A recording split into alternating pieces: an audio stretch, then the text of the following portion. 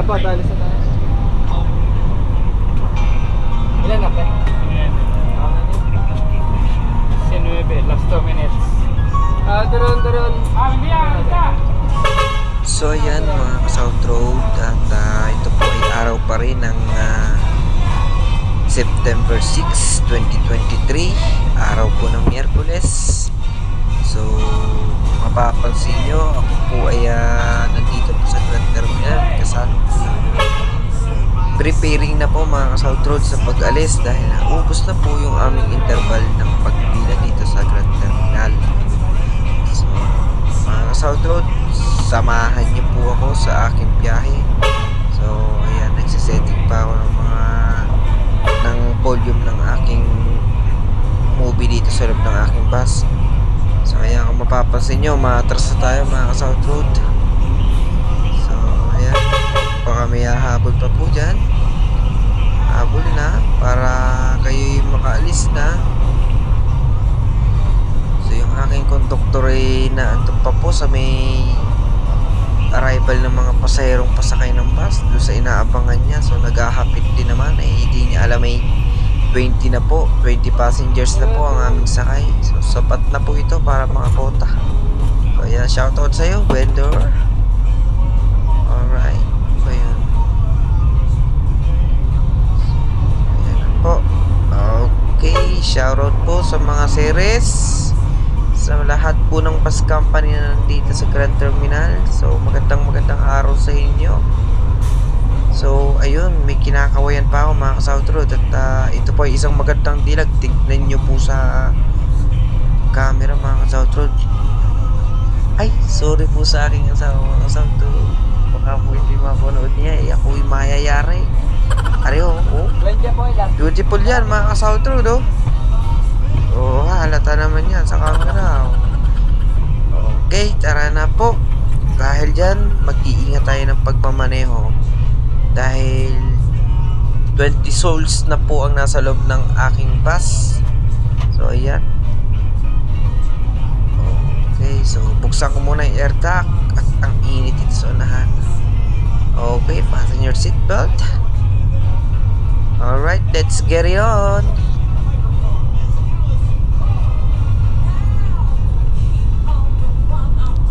So ayan mga ka-South Road, at itong waiting shed na to mga ka-South Road, naandyan yung aking konduktor na naghihintay ng karagdagang pasahero. So hindi niya po kasi alam na 20 passengers lang meron kami dito sa bus. So usually kasi mga ka-South Road, ng 20 passengers sobra-sobra na kapag nakapuno ka ng pasahero dun sa Buendia. Sure ball, kokota na po kami niyan. I think 15 to 20 passengers pataas yan. Sure ball po yan pag nakapaglaman ka ng ganyang pasahero dito sa Grand Terminal. Pag umalis ka, sure ball, pagbalik mong puno ka, kota na po kami niyan sa balikan. So ayan mga ka-South Road, at kami ay ito na, balis na kami. So ayan, pasensya na po, medyo natataklaban ang aking konduktor yung view natin sa windshield, ano po. So ayan, so laging isapin yung aking konduktor, ano po. Oops, may napansin po ako mga South Road, yung aking estribo ay bumubukas. Kung hindi po yata na ilang butit nakita ko po mga ganun, kaya pinakisuyo ko muna sa aking konduktor. Ayan, maraming salamat sa iyo, partner. Okay, bilisan mo at may sakyan na sa likod. Okay, tara na.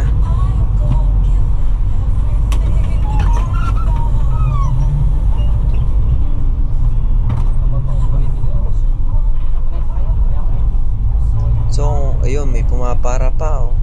Naku po, ayun pumapara na po na yun mga ka-South Road, pinapasakay ko na po kanina yun. Sabi ko po hindi na kami magtatagal dito sa Grand Terminal, at kami mga 20 passengers na kaya alis na, ay hindi po sumakay. Talagang naghihintay hanggang pumunta sa Ceres dahil nagmamadali daw siya. Sabi ko naman po sa kanya, kung siya naman po ay nagmamadali, dito na siya sumakay sa amin sa DLTV, at kami naman hindi kami nagpupuno ng pasahero. Kaya maniwala sana siya, katulad niyan mga South Road, pumara siya dun sa alanganing lugar, bawal na po kami magsakay talaga doon mga ka-South Road. Kaya pasensya na po sa'yo kuya kung sino mamang pumala ka po. Shout out na lang po sa'yo. Hindi na po kita may sasakay. Ayun. So sana sa mga pasahero natin na katulad ni Kuya ay maniwala na lang po kayo pagka sinabi po namin kami hindi kami magtatagal sa pilahan. At kami naman po hindi kami katulad ng ibang bus company na talagang po tinatadtad pa o pinupuno pa ang bus bago umalis ng Grand Terminal. Kami po ay magkalaman lang kami ng 15 to 20 passengers ay larga na po kami yan. So ayan mga South Road, naiwanan tuloy yung pasaherong yung kamamadali niya, lalo siyang natagalan mga ka-South Road. So sorry po sa kanya talaga. Kaya mga ka-South Road, nasa kalsada na po tayo at maganda ang ating weather. Ang weather condition natin ay maaraw. So maganda, ligtas, hindi madulas sa kalsada. Yung tangi lang natin gagawin ay i-anticipate ang mga nangyayari sa kalsada, katulad nitong trailer na lumalabas na to mga ka-South Road. So ayan. Okay, shoutout sa'yo trailer. Okay, pagpag na po ulit. At malayo-layo pa ang ating tatakbuhin. Okay. So ayan mga ka-South Road, medyo fast forward tayo at masyadong mahaba kung bubuuin natin yung buong biyahe. Ano po?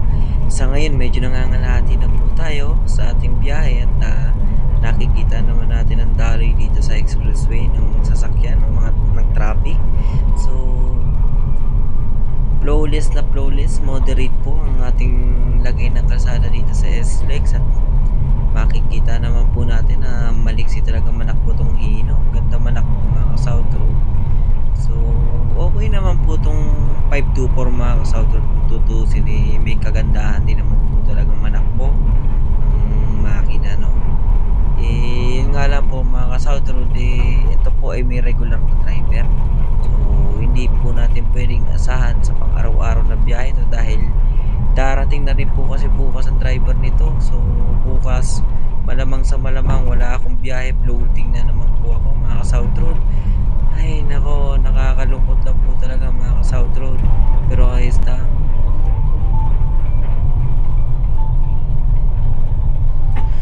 So ito nga po pala mga ka-South Road, malapit na rin po tayo sa nandito na po tayo parte sa may Muntinlupa mga ka-South Road. At kung mapapansin ninyo, ako po ay nagme-merging na o lumilipat na dito sa gilid para preparation sa pagliko dito sa aming control. Dito po yan mga ka-South Road, northbound SLEX dito sa may Caltex. So dito po kasi ay humihinto kami bago kami magdire-diretso sa biyahe sa hanggang pa Maynila. Dito po lahat ng mga lokal humihinto. Batangas, Santa Cruz, so Lucena, humihinto po kami dito lahat para kontrolin ang ating mga magigiting na inspector at nang makasiguradong walang nangyayaring discrepancy sa lahat ng transaksyon ng aming konduktor sa mga pasahero. At talagang trabaho lang po talaga mga ka-South Road, walang personalan. So ayan, kanya-kanya kaming papel talaga mga ka-South Road. Ako magmaneho, yung konduktor ko maningil, manikit. So katulad nito, ito papaliko na kami mga ka-South Road. Ayan po. Ayan. Dito po yung aming control mga ka-South Road. Ayan po, lahat po ng lokal na biyahe ay humihinto dito sa Caltex. So ayan, dito po ang aming control. So ayan, may ibang rota pa. Sino ba to? 523 yata. Hindi. Sa ibang biyahe yan mga ka-South Road, yung isang DLTV na yan. So ayan. Okay. So ayan mga ka-South Road, kung nakikita natin, tayo po ay nakarating na dito sa Maynila. Almost Maynila na to. Nandito na po tayo sa De La Rosa. So malapit na po tayo sa Buendia at malapit-lapit ng pinakahihintay ng aking mga pasahero na makarating sa ating arrival destination sa Buendia. Pero bago po ang lahat, magbaba po muna tayo ng mga pasaherong bababa dito sa De La Rosa. So ayan, naglungo pa nga po pa yung aking pintuan mga ka-South Road dahil natatagtag siguro yung switch dun sa unahan. So ayan, so inayos na konduktor ko. Ayan, di po magkaigi-igi basta. Okay. Shoutout po pala sa aking konduktor na si Boss Kia.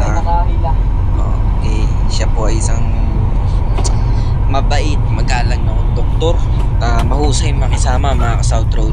So usually kasi mga ka-South Road, yan ang mga gustong konduktor. Kahit na hindi ka veterano, kahit na baguhan ka lang, basta marunong kang rumispeto at hindi naman yung respetong to the point na parang kung sino na tayong bossing mga ka-South Road.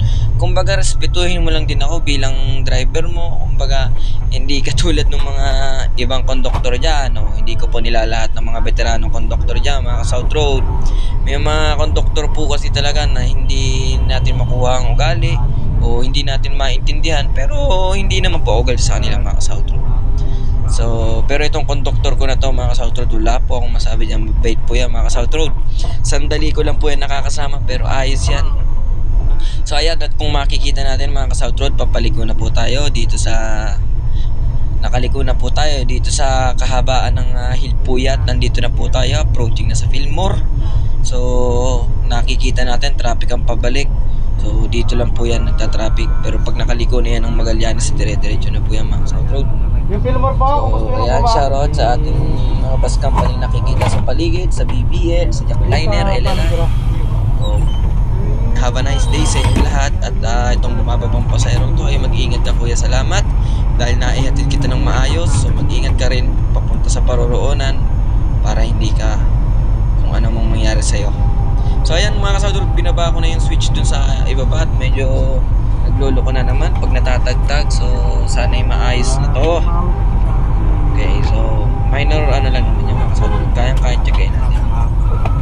So ayan, balik na tayo sa Manibela at umaabante na ang go signal ng ating traffic light. Okay po, konting kembot na lang po at naandito na tayo. Lapit-lapit na to mga ka-South Road. So yun, DLTV shoutout, Victory Liner shoutout. Okay. So ayan mga ka-South Road, talagang pagka tinitignan ko yung sarili ko mga ka-South Road na nagmamaneho, na pag-iisip-isip ko mga ka-South Road, parang ang layo ko na puro sa dating ako mga ka-South Road.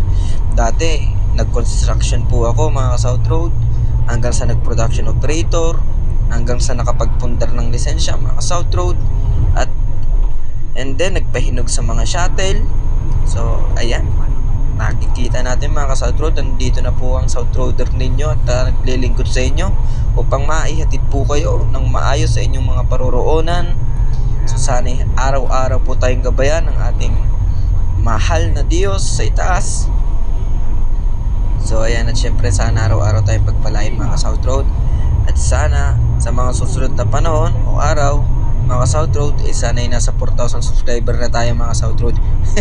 maraming salamat po sa inyo mga ka-South Road, sa inyong mga walang sawang pagsuporta. Ano po, dahil simula nung ako'y mag-umpisa dito sa DLTV, mag-umpisa mag-vlog, ako po ay 250 subscriber lamang po. Nung ako po ay nag-upload ng aking unang video, ay mabilis po itong pumutok at inyong sinuportahan. So ngayon ay road to 4,000 subscriber na po tayo. Maraming salamat mga ka-South Road. Ako po ay taos-pusong nagpapasalamat sa inyo. So ayan mga ka-South Road, nandito na po tayo sa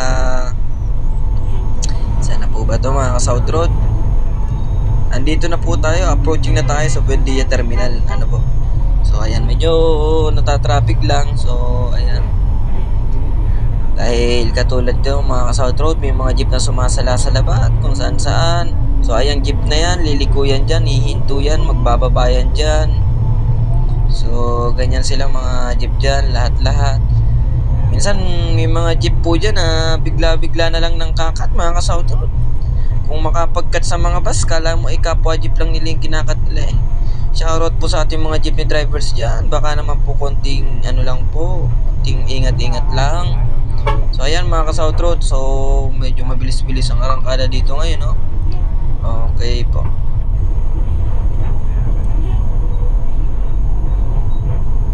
So ayan, medyo natatraffic tayo dito mga ka-South Road. Bottleneck talaga dito mga ka-South Road.